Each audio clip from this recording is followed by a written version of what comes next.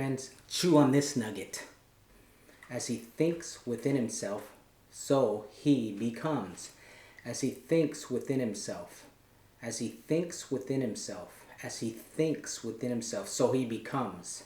As he thinks within himself, so he becomes. So he becomes. As he thinks within himself, so he becomes.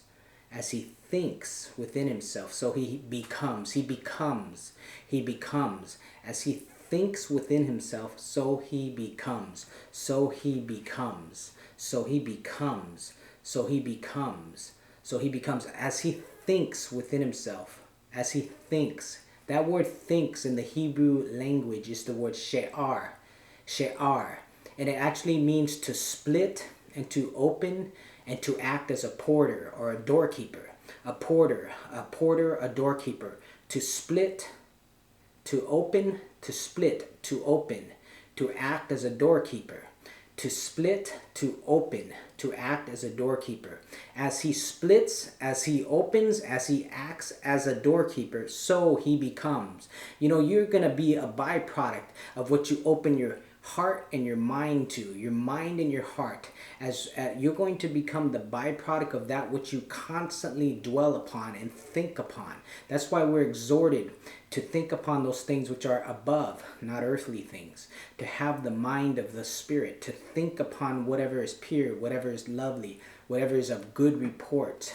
All these things that are heavenly, these things that are pure, these things that are true. As you think within yourself, as you split and you open within, those realities, the substance of those things are going to come in, influence you, alter and change you, and cause you to become according to that which you split, open, and acted as a doorkeeper to.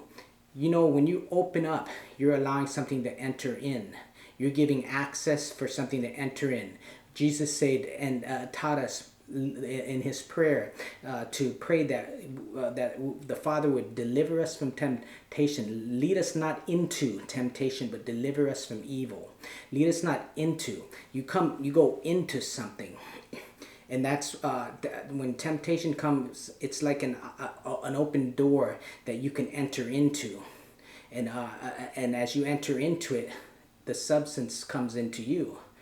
As you enter into it, as you open it up, as you enter into temptation, you're entering into a thought process. You're giving in, you're dwelling on a thought process.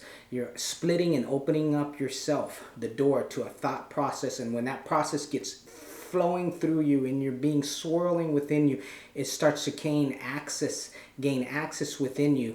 It begins to mold and shape you and conform you, and you become like that which you dwelt upon, which you split and you open and you acted as a doorkeeper to. You yourself, I myself opened myself up to it. I split, I opened, I acted as a doorkeeper to allow this thing in. As I thought within myself, so I become. As I think within myself, so I become. As he thinks within himself, so he is, or he becomes.